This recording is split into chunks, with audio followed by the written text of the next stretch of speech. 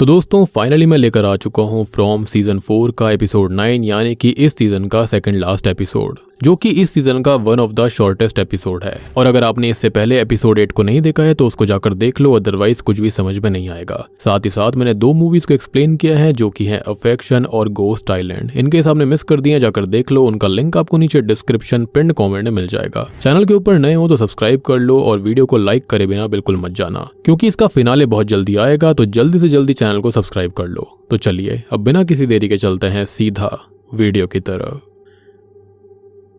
तो from season 4 9वें episode की शुरुआत होती है टैबी और बॉयड को दिखाते हुए, जहां पर टैबी बॉयड को मैन इन येलो की धमकी और बातों के बारे में बता रही होती है। बॉयड को ये भी पता लगता है कि मैन इन येलो जिंदा है और उन सबके बीच मौजूद है और जिम को भी उसने ही खत्म किया था। ये सब जानकर तो ये दोनों ही टेंशन में आ गए थे कि उसके ऊपर टेलिस्मैन्स भी काम नहीं करते, एज वो उसके घर में दिन दहाड़े घुस गया था, ईथन की ड्राइंग्स को चुरा लिया था। तभी जेड वहां पर पहुंच जाता है, जो कि बॉयड को टनल्स में बोन्स निकालने के लिए समझाने आया था। लेकिन इस बार बॉयड तुरंत हाँ कर देता है, जिससे जेड भी हैरान था कि ऐसा क्या हो गया जिससे कि बॉयड इतनी जल्दी एग्री हो गया। और तब जाकर जेड को भी मैन इन येलो के बारे में पता लगता है। मतलब कि अब डिसाइड हो चुका था कि ये लोग टनल्स में जाकर बोन्स निकालेंगे और बॉटल ट्री को उखाड़कर उसी रास्ते से बाहर निकल आएंगे। खैर तभी हम मैन इन येलो को देखते हैं, जो कि जंगल के बीचों बीच सोफिया के लाए गए बैग के अंदर कपड़े रखकर फिर से सोफिया का रूप ले लेता है, जो कि उसने सोफिया के कपड़े खाकर ही लिया होगा। और गौर करने वाली बात यह है कि जब भी वो ऐसा करता है तो उसको काफी दर्द से गुजरना पड़ता है। खैर अब सोफिया बैग उठाकर टाउन में लौट आती है, जहां पर क्लैरा और एल्जिन जो होते हैं वो फ्लैग पोल से रस्सी को निकाल रहे थे। तो सोफिया पूछती है कि ये सब क्या है। तब एल्जिन बताता है कि कल बॉयड के साथ सारे लोग टनल्स में बोन्स निकालने जा रहे हैं और बॉटल ट्री को उखाड़ने के लिए हेल्प भी लगेगी, जिससे सोफिया काफी खुश नजर आ रही थी, जैसा कि वो चाहती हो कि ये लोग बोन्स को निकालें। लेकिन तभी हम देखते हैं कि सोफिया क्लैरा के साथ चलने लगती है और उसको याद दिलाती है कि वो कौन है। अब सोफिया की आंखें अचानक से पूरी काली पड़ जाती हैं, जिसको देखकर क्लैरा बहुत डर गई थी। और सोफिया कहती है कि जब वो टाउन में आई थी तो क्लैरा ने उसके साथ बार्गेन करी थी, यानी कि डील की थी। तो अब उसको सोफिया का एक काम करना होगा और वो उसके साथ चले।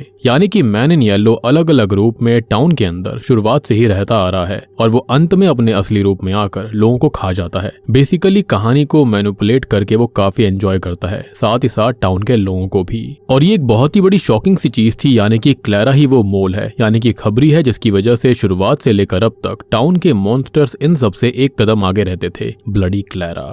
एनीवेज क्रिस्टी और मैरियल आपस में अब फातिमा के बारे में बात कर रही थी कि फातिमा को क्या हुआ है उनको आइडिया नहीं है। तो मैरियल थोड़ा सा उससे दूर रहे जब तक वो बॉयड से कुछ बात करने जा रही है अबाउट फातिमा, एज ये बात हर जगह लीक नहीं करी जा सकती थी। खैर अब तभी सोफिया क्लैरा को लेकर सैरा के घर में दिए गए अपने रूम के अंदर जाती है, जहां पर वो क्लैरा को अपने पास बैठाकर याद दिलाती है कि जब वो यहाँ पर आई थी तो उन्होंने एक बार्गेन की थी कि क्लैरा को आजादी देने के बदले में उसको फ्यूचर में सोफिया की हेल्प करनी होगी, यानी कि क्लैरा उसके लिए काम करेगी और अगर उसने उसकी बात नहीं मानी तो उसके साथ वो बहुत ही खतरनाक चीजें करेगी। अब क्लैरा को ऐसा लगता है कि शायद इतने टाइम पहले जो कुछ भी हुआ था, जो डील हुई थी, बार्गेन हुई थी, शायद से वो सब एक भ्रम था, लेकिन ये सब रियलिटी है। ये जानकर क्लैरा काफी डर जाती है। अब क्लैरा को ऐसा लग रहा था कि शायद सोफिया ये चाहती है कि वो लोगों को बोन्स को खोदने से रोके, लेकिन सोफिया तो ये चाहती थी कि नहीं, लोग तो टनल्स में जाएं और ऐसा ही करें। सोफिया का ये कहना था कि टाउन के लोग सही दिशा में तो जा रहे हैं, लेकिन कल टनल्स में उनके साथ कुछ बहुत बुरा होगा, क्योंकि ये जगह रिचुअल के ऊपर बनी हुई है, यानी कि ये पूरा का पूरा टाउन। और इस टाउन के अंदर आप क्या करते हो उससे ज्यादा इस चीज से फर्क पड़ता है कि आप सही तरीके से क्या करते हो, यानी कि कुछ स्पेसिफिक चाहिए बोन्स खोदने के लिए, और हर कोई ऐसा करेगा तो काम नहीं बनेगा। अब सोफिया अपने हाथ पर एक कट लगाती है, एज उसने एक चाकू उठा लिया था पहले ही, और फिर वो क्लैरा की हथेली पर भी कट लगाकर उसके हाथ पकड़कर अपने खून से मिला लेती है और अपनी शक्ति और खून क्लैरा में ट्रांसफर करती है, क्योंकि उसको कुछ जरूरी काम करवाना था। और ये चीज बिल्कुल मार्टिन और बॉयड वाले सीन की तरह थी कि मेरा खून अब तुम्हारा खून है, बस इसमें कीड़े इन्वॉल्व नहीं थे। अब तभी हम बॉयड, कैनी और जेड को डोना को ये सारा प्लान बताते हुए देखते हैं, लेकिन डोना का ये कहना था कि ठीक है, बोन्स अगर मिल भी गई तो उसके बाद क्या होगा, वो घर कैसे जाएंगे। लेकिन इसका जवाब तो उनके पास भी नहीं था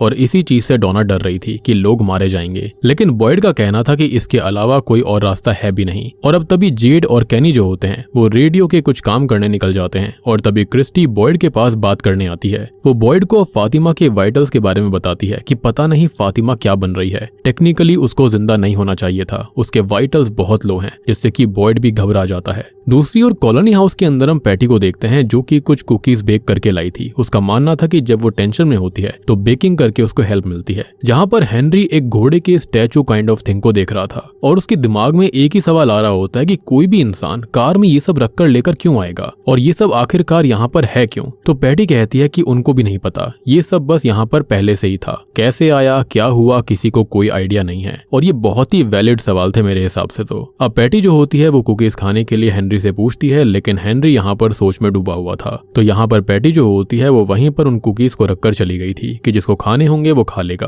खैर अब जैसे ही हेनरी कुकी को खाता है तो वो उसी भ्रम में पहुंच जाता है जहाँ पर इस बार वो व्हील चेयर पर बैठा हुआ था और अपने बेटे विक्टर के साथ बर्गर और फ्राइज खा रहा था। ये नजारा देखकर वो हैरान रह जाता है कि ये क्या हो गया। उसको रियलिटी और हेलुसिनेशन के बीच का फर्क नजर नहीं आ रहा होता। अब मैच्योर विक्टर वहां बैठकर उसको ये बताता है कि तो आपने डैड डॉक्टर बॉयड के विचार के बारे में क्या सोचा है। ये सुनकर हेनरी हैरान रह जाता है कि बॉयड डॉक्टर कब से बन गया, वो तो शेरिफ है। तो विक्टर ये बोलता है कि हाँ डैड, अब हमेशा इस टाउन के लोग जैसे कि डोना, क्रिस्टी और इथन के बारे में हमेशा बोलते रहते हो, लेकिन ये सब रियल नहीं है और वो क्या चीज है जो कि आपको उस दुनिया से जोड़कर रख रही है, आप उसको ही खत्म कर दो। तो हेनरी कहता है कि विक्टर तुम ही हो जो कि मुझे उस दुनिया से जोड़कर रखते हो। तो अब मैच्योर विक्टर कहता है कि वो वाला विक्टर जो कि बहुत ही डरा सहमा सा रहता है वो बिल्कुल भी अकेला नहीं है, रियल नहीं है, उसकी फैमिली है और वो बिल्कुल अकेला कभी रहा ही नहीं। तो मैच्योर विक्टर जो होता है वो फ्रॉमवेल वाले विक्टर को खत्म करने के लिए कहता है, क्योंकि ऐसा करते ही हेनरी हमेशा इस दुनिया में रहने वाला था जहां पर वो हमेशा खुश रहेगा। और बस इसी चक्कर में हेनरी जो होता है वो हाथ मार देता है जहां पर बर्गर और फ्राइज गिर गए थे। लेकिन अचानक से हेनरी असल दुनिया में पहुंच जाता है जहां पर रियलिटी में कुकीज उसके हाथ से लगकर नीचे गिर गए थे और वो समझ ही नहीं पा रहा होता कि क्या रियल है और क्या फेक है। और जब फ्रॉमवेल का विक्टर हेनरी को कंफर्ट करने आता है तो हेनरी उसको दूर भगा देता है कि उसको अकेले रहना है। उसके दिमाग में ये चीज प्लांट कर दी गई थी कि विक्टर को खत्म करना होगा और ये थियोरी मैंने एपिसोड 8 के एंड में दे भी दी थी। यहाँ पर पक्का विक्टर को ही खत्म करने के लिए कहा जाएगा।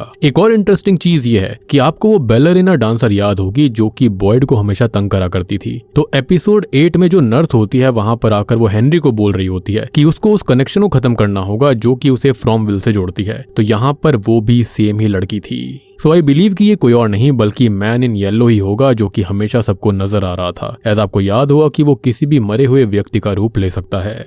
अब तभी हम क्रिस्टी और बॉयड को देखते हैं जो कि शेरिफ ऑफिस में आए हुए थे, जहां पर बॉयड क्रिस्टी से बोन्स वाली बात बताता है कि ढेर सारे लोग कल टनल्स के अंदर जा रहे हैं। और ये फातिमा वाली बात क्रिस्टी किसी भी हालत में एलिस को बिल्कुल ना बताए और इससे बहुत टेंशन का माहौल बन जाएगा, जिसके चलते वो मान जाती है। फिर हम जूली, ईथन और टैबी को घर में बात करते देखते हैं, जहां पर टैबी मैन इन येलो के बारे में उनको बताती है। लेकिन जूली का कहना था कि ये जगह हमारे दिमाग के साथ खेलती है और उसने खुद मैन इन येलो को टाउन के लोगों को खाते देखा था। तब वो अपने टाइम ट्रेवल वाली चीज के बारे में बताती है कि कैसे वो टाइम में पीछे गई थी, लेकिन असल में उसको सीजर्स आ रहे होते हैं। तो क्या पता वो टाइम वाली चीज भी बस दिमाग के साथ खेलने के लिए हो। लेकिन टैबी सीजर्स आने वाली बात पर खास रिएक्शन नहीं देती, जो कि किसी भी माँ का रिएक्शन तो बिल्कुल नहीं होगा।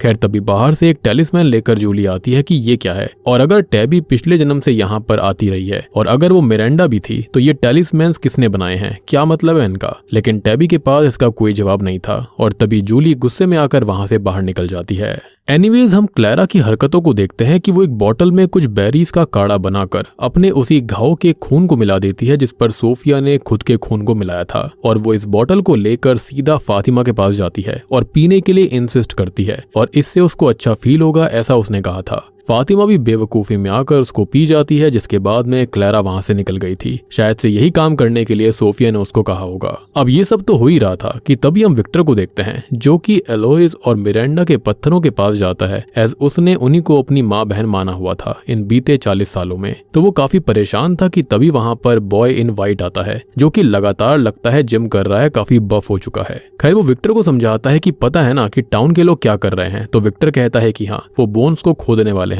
लेकिन तभी बॉय इन वाइट बोलता है कि वो बॉटल ट्री को उखाड़ देंगे और अंकुई बच्चों ने अपनी उम्मीदें उन्हीं पेड़ की जड़ों में डाली हुई थी, और अगर ये बॉटल ट्री उखड़ गया तो बहुत गलत होगा। तो वो जाए और सीधा जाकर टाउन वालों को ऐसा करने से रोके, नहीं तो बहुत बड़ी गड़बड़ हो जाएगी। और बस विक्टर डर के मारे सीधा टाउन की तरफ निकल पड़ता है, एज उसको नहीं बताया गया था कि बॉटल ट्री को उखाड़ा जाने वाला है। अब बॉयड चर्च में जाकर ऊपर वाले से बात करता है कि अगर उसको सजा देनी है तो दे दो, लेकिन इन सब में बाकी टाउन वालों की कुछ भी गलती नहीं है, उनको ना घसीटा जाए। लेकिन तभी अचानक से वहां पर सैरा पहुंच जाती है एज बॉयड उससे कुछ बात करना चाहता था। बॉयड कहता है कि जब फातिमा गायब हुई थी, यानी कि वो किमोनो वुमेन वाला एपिसोड, तो सैरा ने एक बार कहा था कि उसको आवाजों ने ये कहा था कि फातिमा को वो नहीं बचा पाएंगे, और वो हंस भी रही थी। लेकिन उन्होंने आवाजों को गलत कर दिया और फातिमा को बचा लिया। लेकिन फिर उसके वाइटल्स ऐसे लो क्यों हो गए हैं, क्या हो रहा है? लेकिन सैरा के पास कोई जवाब नहीं था। लेकिन सैरा ये कहती है कि वो भी कल टनल्स में उनके साथ जाएगी या फिर बॉटल ट्री के पास, एज उसको भी अपना फर्ज निभाना है।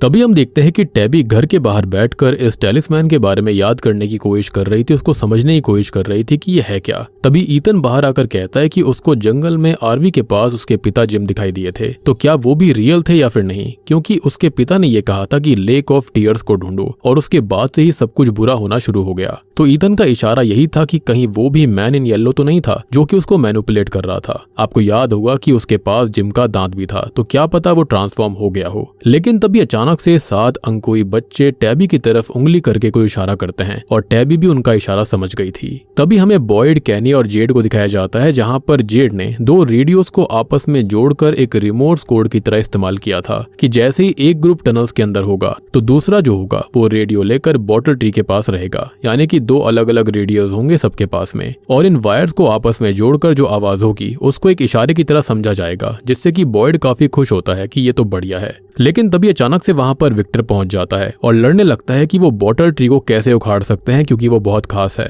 और बॉय इन वाइट ने कहा था कि वो ट्री नहीं उखाड़ सकते, लेकिन बॉयड को फिर से सबूत चाहिए था कि बॉय इन वाइट उनको सब कुछ सही क्यों नहीं बताता, और क्या सबूत है कि वो भी सच बोल रहा है या फिर नहीं। लेकिन तभी विक्टर वहां से गुस्से में भागने लगता है कि वो उनको रोक देगा, और तभी बॉयड और कैनी उसको हथकड़ी पहना देते हैं कि वो अब शेरिफ ऑफिस के अंदर कैद रहेगा, नहीं तो कल को वो कुछ दिक्कत कर सकता था। अब तभी वहां पर टैबी आ जाती है, जो कि बॉयड को कहती है कि विक्टर शायद से सही ना हो, लेकिन उसको टैबी की एक बात माननी होगी। टैबी बॉयड को टेलिस्मैन दिखाती है कि इस टेलिस्मैन को ध्यान से देखो और समझो। इसमें टनल्स के अंदर जहां पर बोन्स दफनाई गई थी वहां पे सिर्फ 2 लोग मौजूद हैं, यानी कि ये 2 लोग जो हैं वो जेड और टैबी ही हो सकते हैं, और बाकी इर्द गिर्द 7 अंगुई बच्चे हैं। तो बॉयड उस पर ट्रस्ट करे, और इस टाउन में सिर्फ चीजें करने से नहीं होता बल्कि चीजों को सही तरीके से करना होता है। और यही बात सोफिया ने क्लैरा को कही थी, यानी कि सोफिया का प्लान कहीं ना कहीं उल्टा पड़ने वाला था। अब टैबी जो होती है वो बॉयड से रिक्वेस्ट करती है कि वो जेड को और उसको टनल्स में जाने दे, बाकी किसी को जाने की जरूरत नहीं है, क्योंकि वही 2 लोग हैं जो कि यहाँ पर बार बार रीइंकारनेट होकर आते रहते हैं, और बच्चे सिर्फ उनसे हेल्प मांगते हैं, तो ये सब उन दोनों को ही करना होगा।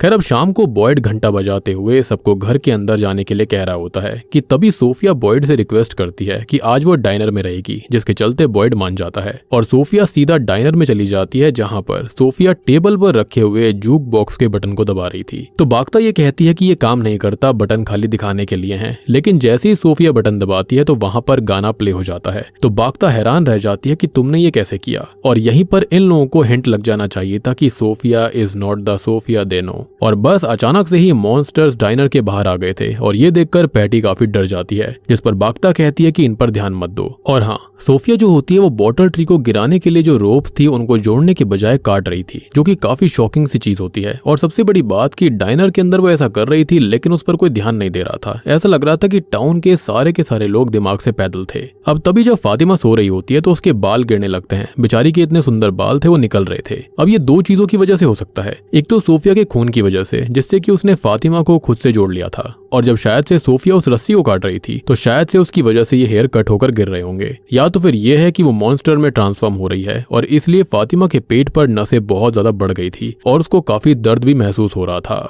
और सबसे बड़ी बात कि ये रात में हो रहा होता है, और आप जानते हो कि मॉन्स्टर जो हैं वो सिर्फ रात में ही जागते थे।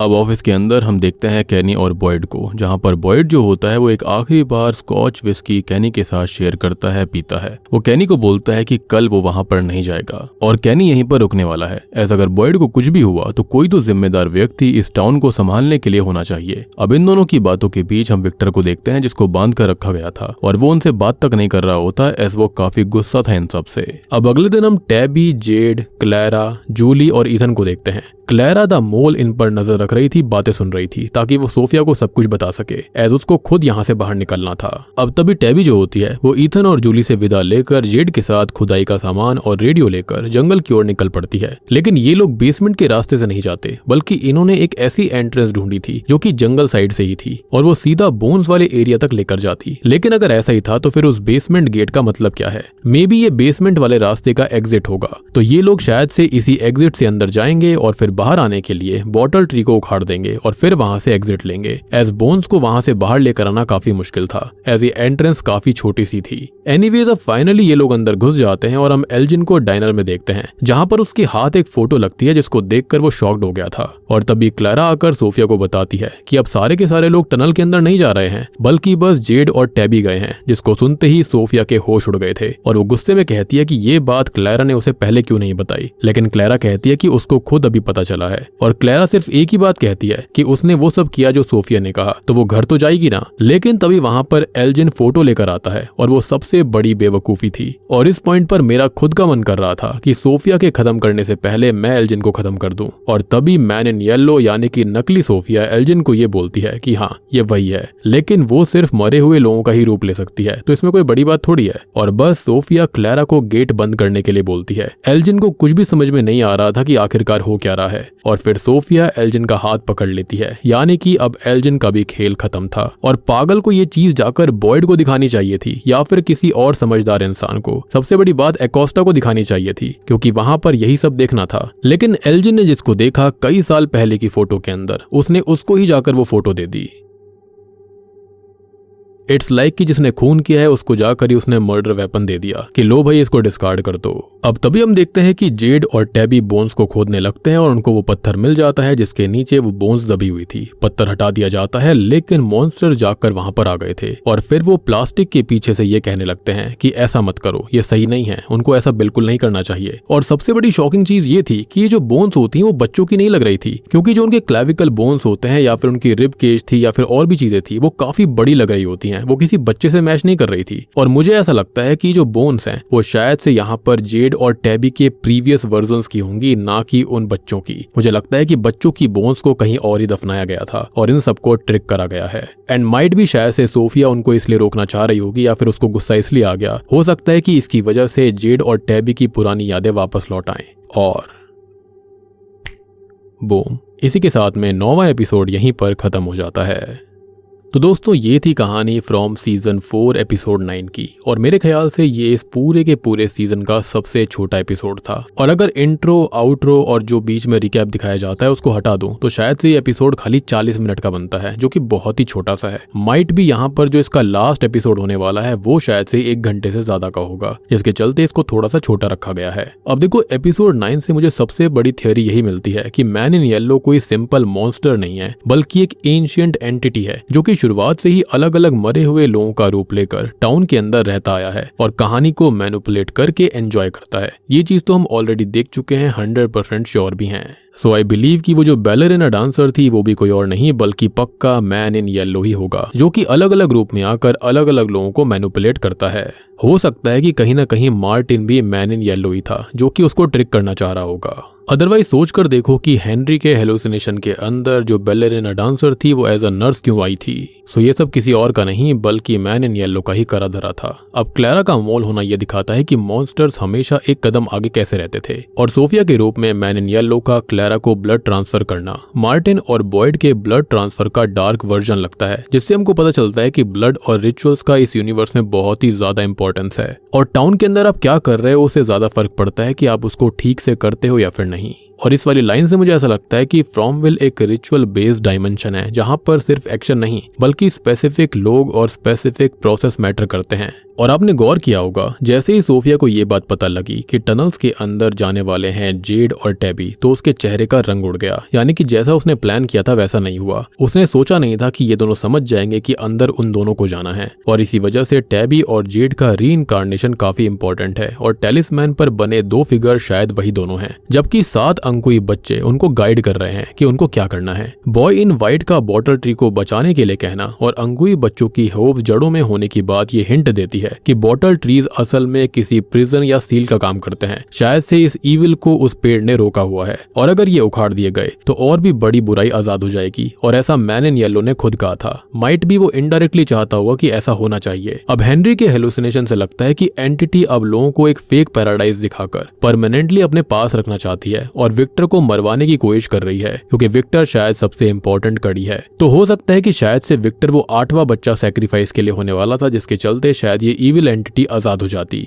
लेकिन ऐसा हो नहीं पाया और इसलिए मैन इन येलो जो है वो यहाँ मैनिपुलेट करके विक्टर को खत्म करवाना चाहता है। अब फातिमा का रात में ट्रांसफॉर्म होना और क्लैरा के ब्लड मिक्स करे ड्रिंक के बाद में उसके बाल गिरना, ये थ्योरी सपोर्ट करता है कि मैन इन येलो उसे किसी नए वेसल या फिर क्रीचर में चेंज कर रहा है, या फिर ये भी हो सकता है कि जो कनेक्शन उसका स्माइली मैन से था वो उसको रोकना चाह रहा होगा, क्योंकि यहाँ पर जो फातिमा है वो एक खतरा बन सकती थी। अब ईथन का लेक ऑफ टीयर्स और जिम की अपरेशन दिखना वो ये हिंट देता है कि जिम शायद सच में नहीं था और man in yellow he Ethan को मैनिपुलेट कर रहा था। एल्जिन की फोटो वाली डिस्कवरी से ये भी क्लियर हुआ है कि सोफिया असली में पहले ही खत्म हो चुकी थी और मैन इन येलो सिर्फ डेड लोगों का रूप ले सकता है। सबसे इंटरेस्टिंग थियरी ये है कि मैन इन येलो का ओरिजिनल प्लान था कि पूरे ग्रुप टनल्स के अंदर जाएं, क्योंकि उसको रिचुअल के लिए कुछ स्पेसिफिक कंडीशंस चाहिए थी। लेकिन जैसे ही टैबी को टेलिस्मैन समझ में आया और अंकुई बच्चों ने इशारा किया तो उसका प्लान उल्टा पड़ गया और अब सिर्फ जेड और टैबी ही वो काम कर रहे हैं जो कि शायद से हर एक रीइंकार्नेशन साइकिल में उनका ही काम रहा था। और एपिसोड के अंत में मॉन्स्टर्स का ये मत करो ये सही नहीं है ये कहना मुझे स्ट्रांगली फील देता है कि मॉन्स्टर्स खुद असली विलन्स नहीं हैं, बल्कि किसी और भी ज्यादा पावरफुल चीज से वो डरते हैं। और हो सकता है कि बोन्स के नीचे और भी कोई खतरनाक राज छुपा हो सकता है, क्योंकि मुझे नहीं लगता कि वो जो बोन्स हैं वो बच्चों की थी। आप ध्यान से उन बोन्स को देखो, कितनी बड़ी बड़ी बोन्स हैं और बच्चों की बोन्स इतनी बड़ी नहीं हो सकती। मतलब कि बोन्स काफी हार्ड लग रही थी, काफी बड़ी थी, उनके जो क्लेविकल स्ट्रक्चर था वो भी काफी बड़ा था, रिब केज काफी बड़ी थी और हेड का साइज भी काफी बड़ा था। तो आई पर्सनली बिलीव कि ये पक्का जेड और टैबी के प्रीवियस वर्जन्स रहे होंगे, क्योंकि ये बात किसी को भी नहीं पता है कि उनके आखिरी वर्जन्स के साथ क्या हुआ था। ये तो पता है कि हाँ उनको मारा गया था, लेकिन उनकी बोन्स कहाँ गई या फिर उनकी बॉडी को कहाँ दफन करा गया था।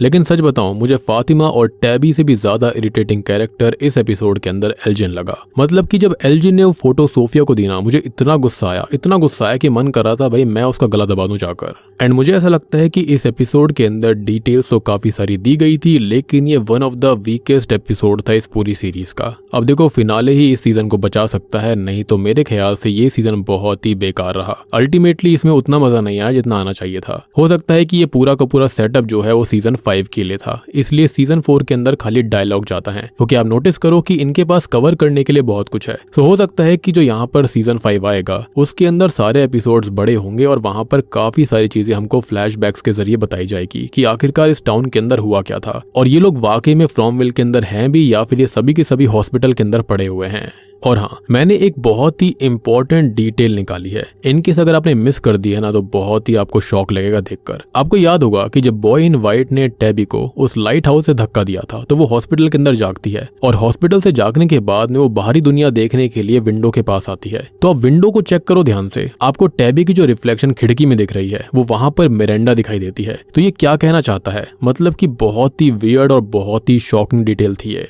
और हमको उसी वक्त ये बता दिया गया था कि जो टैबी थी वही पहले मिरांडा थी। और ये डिटेल काफी इंपॉर्टेंट थी, काफी लोगों ने मिस कर दी। मैंने भी इसको रिसेंटली जब मैं फिर से सीरीज को देख रहा था तब मैंने इसको डिस्कवर करा। तो इस डिटेल के लिए तो आपको इस वीडियो को लाइक करना पड़ेगा, चैनल को सब्सक्राइब करना पड़ेगा, ताकि आप तक ऐसी और भी इंटरेस्टिंग डिटेल्स आती रहेंगी। और देखो, मैन इन येलो को पहले से पता था कि जो टैबी है उसका रीइंकार्नेशन हो चुका है, तो कहीं थॉमस का एक्सीडेंट यानी कि थॉमस को खत्म करवाने में मैन इन येलो को हाथ तो नहीं था, क्योंकि आपको याद होगा कि उनको फोन आया था जिससे कि ये दोनों ही डिस्ट्रैक्ट हो गए थे, जिसके चलते थॉमस खत्म हो गया। सो माइट भी ये सब भी मैन इन येलो की करामात हो सकती है, जिसके चलते ये दोनों टूट जाएंगे और इनकी सफरिंग से वो शक्ति लेगा। पहले से ही प्री प्लान था कि इनको यहाँ पर लेकर आना है इस टाउन के अंदर। तो दोस्तों, ये थी कहानी फ्रॉम सीजन 4 एपिसोड 9 की। उम्मीद करता हूँ कि आपको ये सेकंड लास्ट एपिसोड पसंद आया होगा, और जो फिनाले है वो पीक सिनेमा होने वाला है। पक्का वहां पर ढेर सारी डिटेल्स आने वाली हैं, या फिर हमको फिर से क्लिफ हैंगर में छोड़ दिया जाएगा। बाकी जो भी हो, आपको एपिसोड देखने के लिए मिल जाएगा अगले संडे। तो इसलिए वीडियो को लाइक कर दो, चैनल के ऊपर नए हो तो सब्सक्राइब कर लो, ताकि आप तक एपिसोड 10 की नोटिफिकेशन सबसे पहले आ जाएगी। और अगर आपको ये वीडियो देखकर मजा आया है तो लाइक करे बिना मत जाना, कॉमेंट करे बिना मत जाना, और आपका एल्जिन के बारे में में क्या ख्याल है, उसने कितनी बड़ी बेवकूफ़ी करी थी। हो सकता है कि शायद उसकी आंख निकलने के बाद में उसके जो दिमाग था वो भी बाहर निकल आया था। तो मैं आप सबको मिलता हूँ अगली वीडियो के साथ में,